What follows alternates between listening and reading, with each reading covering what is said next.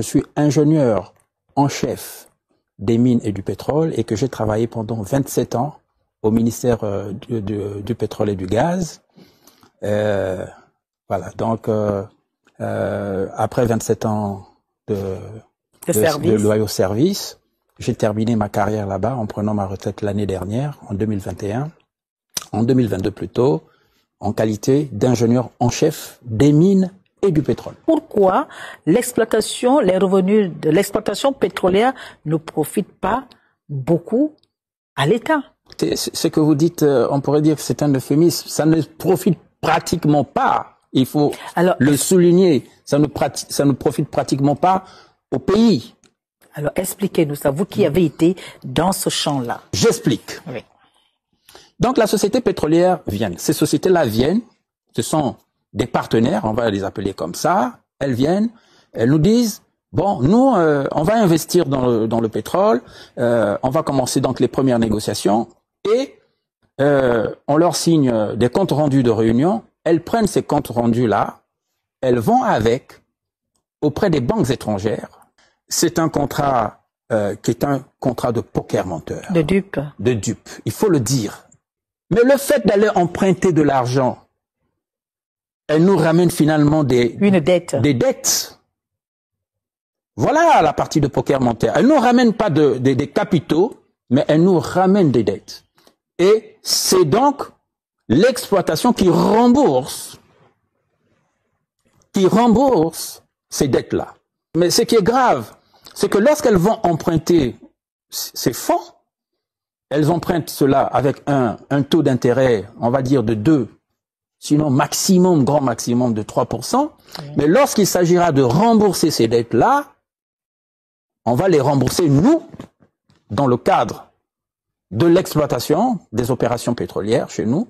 On va les rembourser avec des taux d'intérêt de 10, 12, sinon parfois 15%.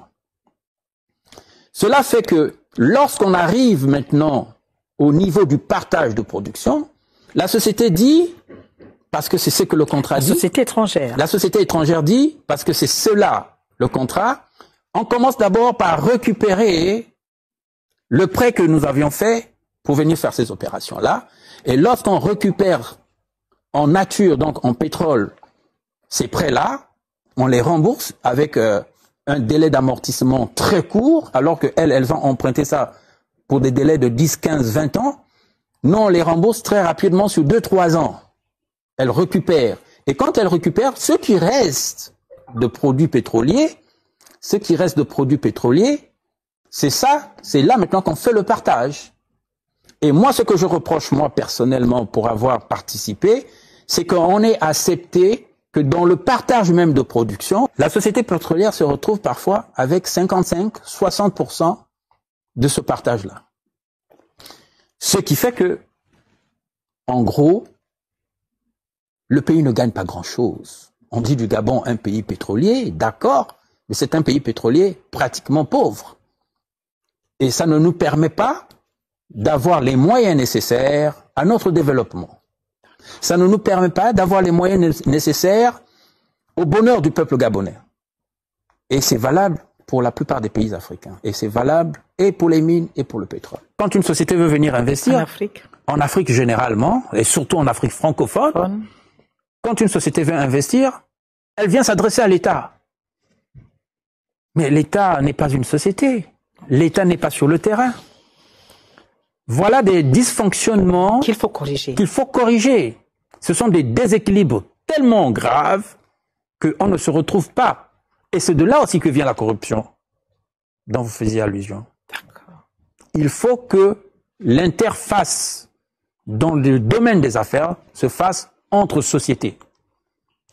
Même si c'est une société d'État, mais au moins une société. Ça, c'est quelque chose qui doit changer parce que l'État est floué, le Gabon est floué dans cette aventure et ça ne nous permet pas de nous développer. Bien sûr. Voilà. Or, aujourd'hui, pourquoi nous parlons aujourd'hui? C'est parce que nous sommes ancrés dans la transition. Nous disons, nous devons faire part de cela. Il faut que l'État le sache. Il faut qu'on rectifie le tir. Il faut surtout que les nouvelles autorités de la transition le sachent. Tout à fait. Il le faut. Sinon, on ne pourra pas s'en sortir. On va aller d'endettement en endettement. Or, la transition a besoin d'argent. Bien sûr. La transition a besoin d'énormes capitaux pour se mettre en place, pour se mouvoir, pour pouvoir atteindre des objectifs, étant donné que les besoins sont énormes. Nous qui sommes dans le domaine des mines et du pétrole, nous connaissons exactement quel point, quel bouton vert, où aller chercher, les ressources financières. Hein? Je vais faire une petite discrétion, mais je ne veux pas tout dire. Voyez par exemple notre façon nous de vendre notre pétrole. C'est une façon archaïque, c'est une façon dépassée, surannée. Il faut passer à autre chose. Quoi? Tout pétrole brut finit toujours dans une raffinerie. Et ce qui est raffiné est beaucoup plus cher que ce qui est brut. Donc, je n'en dis pas plus.